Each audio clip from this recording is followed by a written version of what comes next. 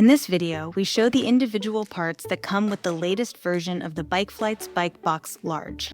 The BBL will ship to you in a collapsed compact form.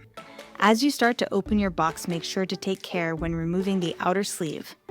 This is your wheel sleeve and will secure and protect your front wheel during shipping. Remove the fork blocks, label pouch, and accessory bag.